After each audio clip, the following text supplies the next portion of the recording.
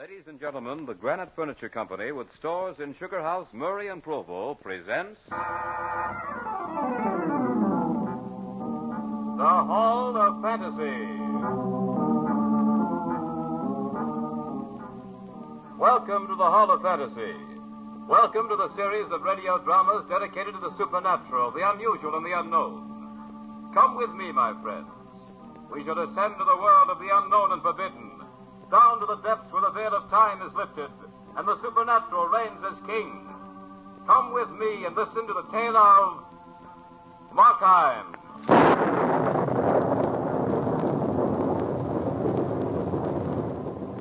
The Granite Furniture Company brings you the Hall of Fantasy.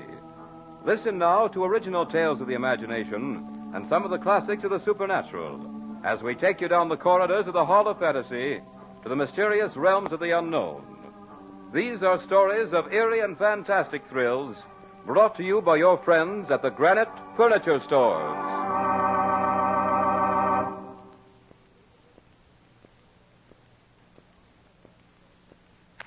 And now for tonight's story, an adaptation of Robert Louis Stevenson's Markheim.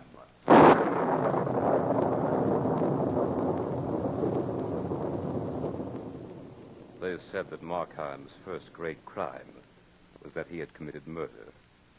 That's hardly true, for no man can kill his fellow until he first twists the knife in his own heart. This is the story of Markheim. He was a gambler accustomed to lightning shifts of fortune, but on the eve of his greatest triumph, he couldn't resist that final spin of the wheel. It was his life against the future. He wanted the decision to come swiftly, as it had always done before. But this time, the wheel turned tortuously slow for Markheim, and once set into motion, no power on earth could halt it. It was Christmas Eve. Markheim was happy to be towed along on Angela's little leash. She loved him, or what she knew of him. Angela was quite aware of the power of her smile, and Markheim was aware of the fact that she'd been leisurely and charmingly spoiled. But even if it had been a great chain that had led him into this lovely garden, instead of a warm, sweet smile, he'd have resisted no more than he did now. For this leash would lead him to a fortune, more money than he'd ever dreamed existed in all the casinos in the world. Besides, he was in love with Angela. Mark, when do you plan to speak to Papa? Very soon, dearest. There are a few things I want to clear up first. It won't take long. Just a few days at the most. Tomorrow, perhaps? Tomorrow? Well, that's pretty short notice, darling. I'm afraid that Oh, I want it tomorrow. Yes, but why? What's so significant about tomorrow? I had thought to wait just a few more... Tomorrow's just as good as any other day. In fact, it's better. It's Christmas. It's tomorrow or never. Angela, what are you saying? Oh, don't look so frightened, darling. I was only joking. Oh, that's better. Only it will be tomorrow, Mark, won't it? You always get your own way. Always, darling. But I wouldn't have insisted if I didn't think it would make us both happy. And you think we'll be happier if I ask your father tomorrow? Of course. There's no need to wait, and I want this for a Christmas present. Christmas present? Yes. Oh, and speaking of Christmas presents, I have a very nice one for you. Oh? Not too nice, I hope. I hope it wasn't too... Costly? Oh, but it was very. I wish you hadn't, Angela. That is, well, I have something for you, too. You have? What is it? Well, you like it. Yes, it's very nice. Now it's my turn. You shouldn't have done it. Nothing is too good for you. Nothing. I hope it isn't too expensive. Well, it was. But it's just a little trinket. Whatever it is, Mark, it'll be very nice. But if you weren't such a successful member of the stock exchange, I'd scold you for spending too much money on me. Stock exchange? Oh, yes, quite. Well, Angela, I think I'd better be going. So soon? Yes, I really must. Then I won't detain you. But I want you here early tomorrow. Come just as soon as you possibly can. The iron rule of Angela. But I love it, darling. Until tomorrow? Tomorrow. As Markheim made his way through the dark streets, the chill, damp fog soon dispersed the warmth he'd felt in the rich comfort of Angela. And the last word he'd spoken to her as he'd taken his leave seemed to mock him as he traveled in the night. His futile groping for happiness seemed to slap him full in the face with each new wave of the gray night mist. For a moment, he thought to return to his foul, dingy little room, barren and ugly though it was. The thought of it made him shudder. Any other time, he might have found some comfort in his hateful little iron bed. Another night, he could have slept and dreamed of fabulous fortune, of an endless flood of gambler's luck, making him richer with every spin of the wheel. But there was no time for that now. For tomorrow was... He cursed the inconvenience of this moment. Tomorrow was Christmas. Suddenly, as if some henchman of the devil had whispered into his ear, Markheim heard the name that had been synonymous with resentment in his heart. That name seemed to strike faint but unmistakable sound in his brain. It was very faint at first, like the soft, tinkling snap of an icicle when it breaks. But it soon became a giant thing that loomed up so forcibly it was almost physical. It came without warning out of the thick fog of his brain, and Markheim suddenly found the name on his lips. Ziegler.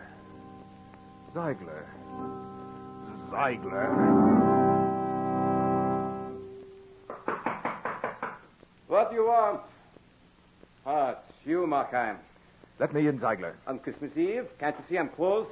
Open up. I've got to see you right away. All right. What kind of trouble are you in this time? Well, come on in. I don't want all that cold and damp creeping in. I've enough aches already. Yes.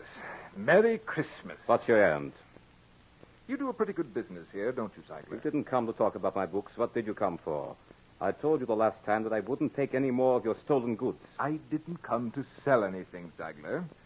My uncle's cabinets are disgustingly empty these days. He's moved his collection. I don't wonder at that. Your uncle is a remarkable collector. His items were rare indeed. It must have been quite a blow to him when he discovered that they were disappearing so methodically. It was more of a blow to me, I assure you. He booted me clean out of the place. I was taking an awful chance myself handing that stuff. An awful chance. But at an awful profit, Ziegler. What good's a profit when you once get the yard after you? Well, if you didn't come here to sell, what did you come for? To buy. I want to buy a Christmas present for a lady. You'll pay dearly coming in on me like this. You know I've put up my shutters and I'm refusing business. You won't refuse my business, Ziegler. You won't be getting any bargains either. You'll have to pay for both my time and your rather a surly manner, young fellow. I suppose you can pay? Don't worry about that. Then you can pay it someone's way. I've done very well in the stock exchange. And, likely as not, I'll do much better soon. My errand today is very simple. I'm really quite sorry, Ziegler, that I have to disturb you this way, but it's a little matter I overlooked until this late hour. I must have this little compliment ready before morning. And, you know, a man would be a fool to deliberately harm his chances of a wealthy marriage. Well, let that be it then. You're a very good customer, and if you have a chance, you should tell me for a fortunate marriage. I don't want to be an obstacle. Now, here's a nice object. Your lady is certain to favor it. It's a hand mirror, guaranteed 15th century. It's from a fine collection. Whose collection, Ziegler? In the interest of my customer, I withhold the name, if you don't mind. He was, shall we say, somewhat like yourself, the nephew of a remarkable collector. The pointed remarks of this unscrupulous old dealer suddenly flushed Markheim's calm with waves of passionate resentment. But they passed, leaving nothing but a slightly emotional residue and a slight nervous trembling in his hands. He took the mirror Ziegler held out to him. Surely you do not propose this for a Christmas present. Why not? Your lady should be very happy to have such a fine item. And every time she looks at herself in it, she'll think of her sterling husband. Your manner is likely to cost you something before long, Ziegler. So you suggest a thing like this. Look at it. Look at yourself in it. Though I dare say you'd look little better any other way. But look at it. Your future lady must be difficult to please, sir. I am buying a lady's Christmas present, not some monstrous souvenir of the sins and follies of the past. Certainly not that grim thing. You weren't actually serious about pawning that off on me, were you? Quite serious, sir. What are you made of, Ziegler?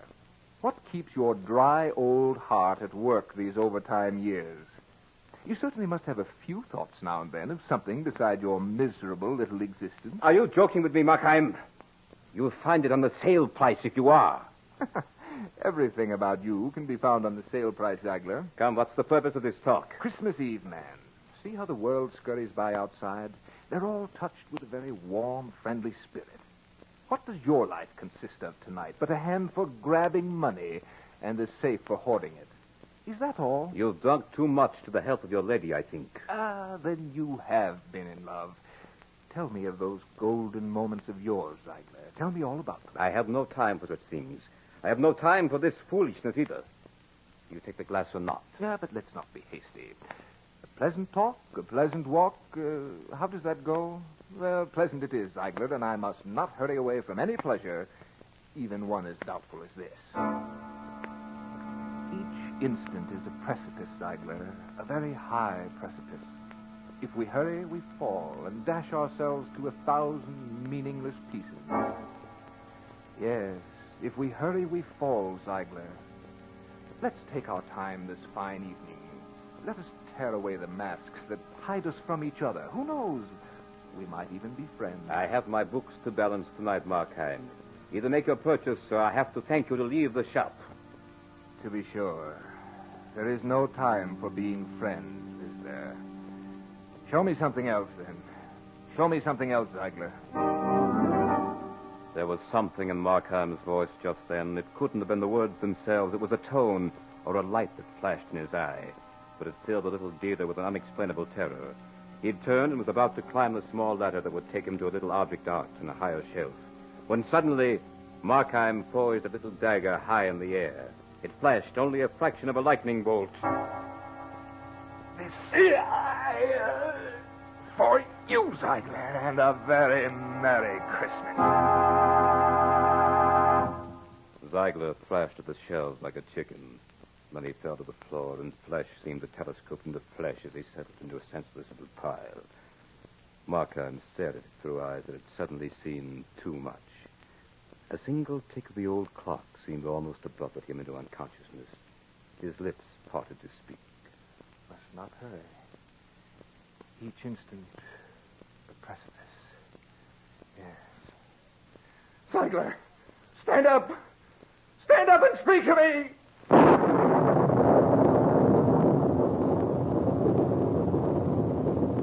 You are listening to a radio adaptation by Bob Olson of Markheim by Robert Louis Stevenson on tonight's journey down the corridors of the Hall of Fantasy. Brought to you by your friends at the Granite Furniture Company with stores in Sugar House, Murray, and Provo.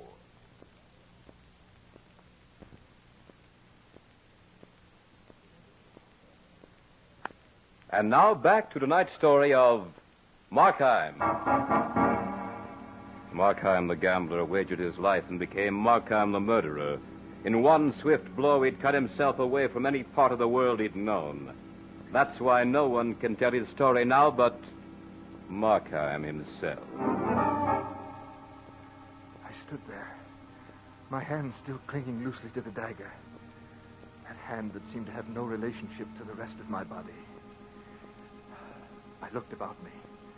The candle on the counter caught a chill draft and was wagging like the tail of an excited puppy. I steadied myself, for the room was heaving and tossing like a schooner in a storm. Hundreds of feet away, it seemed, the door was slightly ajar. Through this opening, a long, slim finger of light pointed accusingly at the very spot I stood. I leaped aside. A shiver of fright shot through me as I realized the stupidity of the motion. I looked at the body of Ziegler. It lay there like a listless sack of sawdust. As suddenly as had the fright, a wave of calm came over me. I looked again at the body. It was nothing. Yes, there was nothing there to be afraid of. A hunk of lifeless something that had once been a man. The clock ticked on, but no longer affected the day of this thing on the floor. Yes, it was nothing. It had suddenly lost meaning to Ziegler, to the shop, to everyone but me. But that security didn't last. I looked again, saw the deep color forming about this haggard heap. That blood. It was still alive. What if it found a voice? What if this flesh should raise a cry that could be heard all over England and thence... Where? And it would take up its endless flight around the earth. It would never be still again. Never. Time. I must have time. Oh, but time had such a raucous voice. Yes, what is time? A new precipice each instant. Each tick of the clock was a new danger. I picked up the candle, started about the room, filling my pockets with the treasures of art that Ziegler had gained so craftily and guarded so fiendishly. I saw things that terrified me, things that turned out to be my own shadow. I'd catch a reflection of myself in a rack of mirrors, rich imported glasses that sent a new fear to wilt my nerves. For each time I looked, I saw a hostile sea of my own eyes spying on me. 1,000 questions flashed across my world of hysteria. Why had I used a knife? Why hadn't I chosen a more quiet hour? Why had I killed him at all? And then there were more. Where was the servant girl now? When would she be back?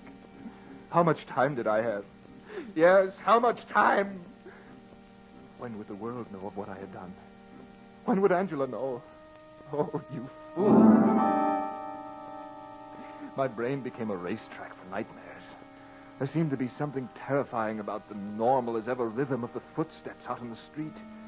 They must know about the thundering riot in this house. How could they help it? I began to fear nature herself. I expected her to break her own laws to accomplish my own personal destruction. Yes. What if the walls should suddenly fail to hide me? If the prying eyes of London should gain the power to see beyond nature's barriers? Then another vision came to me in this room that was pulsating so with clamor and silence alike. Yes. All the old women of London started to rock feverishly in their chairs and began to weave a rope with which I was soon to be hung. I knew I was tottering on the brink of the final shock that would send me screaming my guilt to the world if I didn't take hold of myself. But one thing I was rapturously grateful for. I was alone. I was alone. No. Ziegler, open up. Answer your door, Ziegler.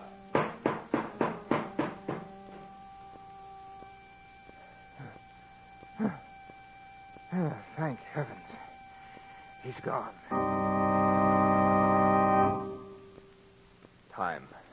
Time. Yes, I must have time. Others will come. The girl. I must get the money. No time to waste. I walked over to the body, shoved it with my foot. It rolled over crazily and took on a queer, twisted posture. The face was pale like wax.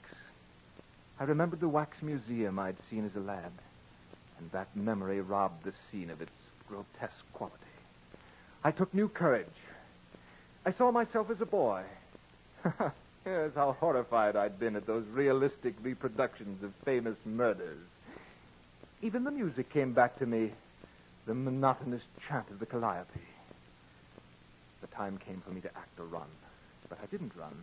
I grabbed the keys from Ziegler's coat pocket and started up the stairs that led to his private apartment.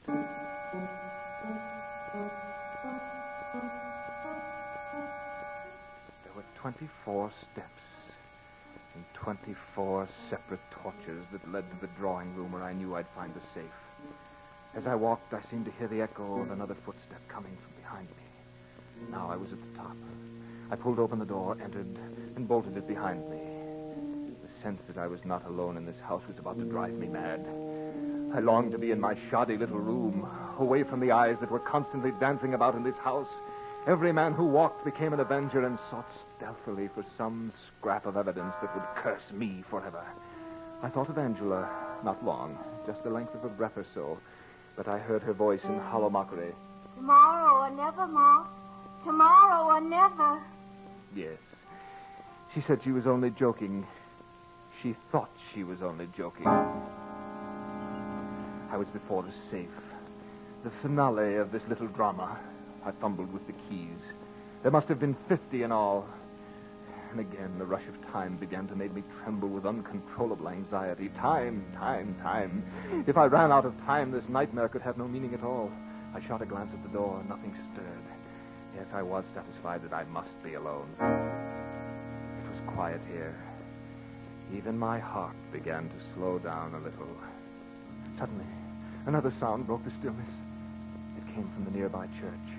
The organ was playing a familiar hymn. I listened.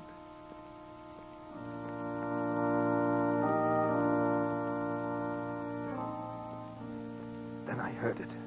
A sound to freeze a scream in its making. The knob on the door was turning. Someone was going to enter this room. I was caught in a vice of terror. Slowly the door opened. And there was a face without a body staring at me. Who are you? Did you call me? I stared. I could do nothing else. The face seemed to swim before me. It seemed a familiar face. No, it wasn't familiar either. Oh, what was that face? It belonged to neither heaven nor earth. What do you want of me? I came to see you. See me? How did you know that I was here? You told me. I told you? Not directly, perhaps. Then you really do know me? Right down to the soul. Are you the devil? Does it matter? Oh, yes, but you knew me some time ago. Yes, thank heaven you don't know about the... Murder? Oh, but I do. I came to warn you that the servant girl has left her sweetheart early tonight and is on her way home now. Now? Yes. Shall I tell you what she brings with her for your Christmas? What? The gallows. Now you must hurry.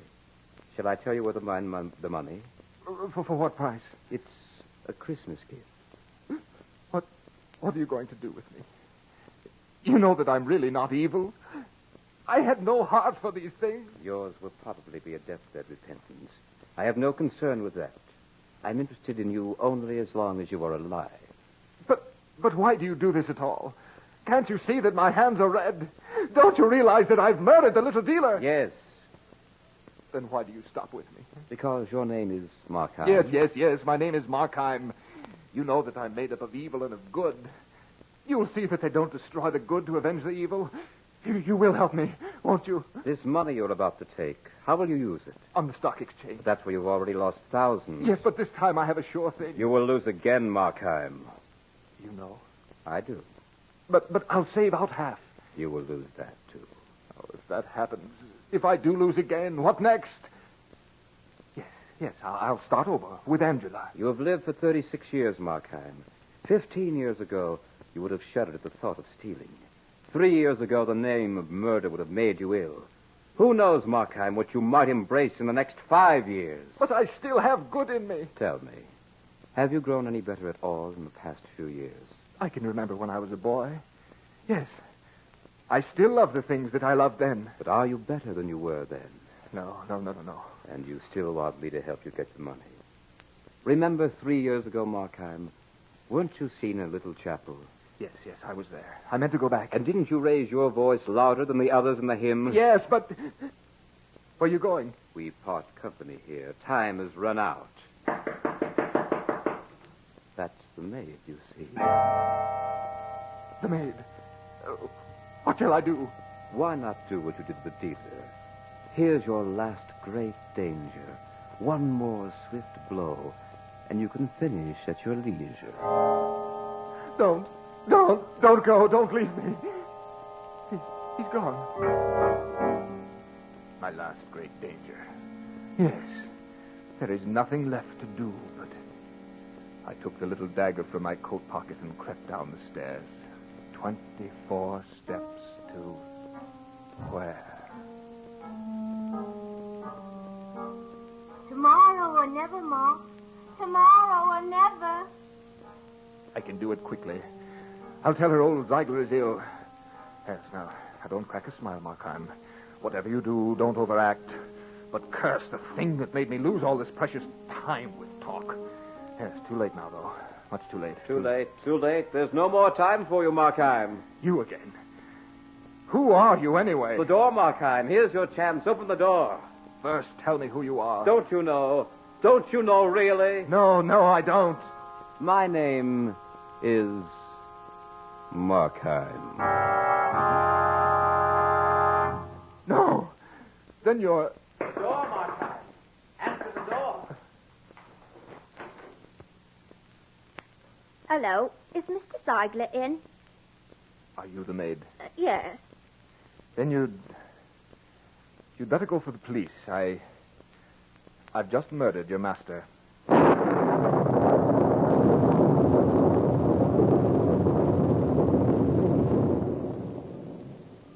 runs the tale of Markheim.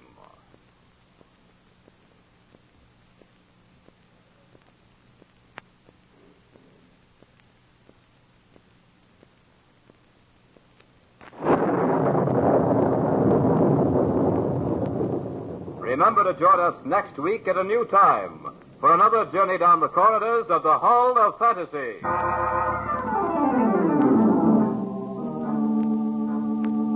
Tonight's program was adapted by Robert Olson from the story by Robert Louis Stevenson. Heard tonight were Carl Greyson as Markheim, Richard Harcourt as the narrator, Beth Calder as Angela, and Richard Thorne as Ziegler. Musical background was provided by Earl Donaldson. The engineer was Nephi Sorensen. These programs are produced and directed by Richard Thorne.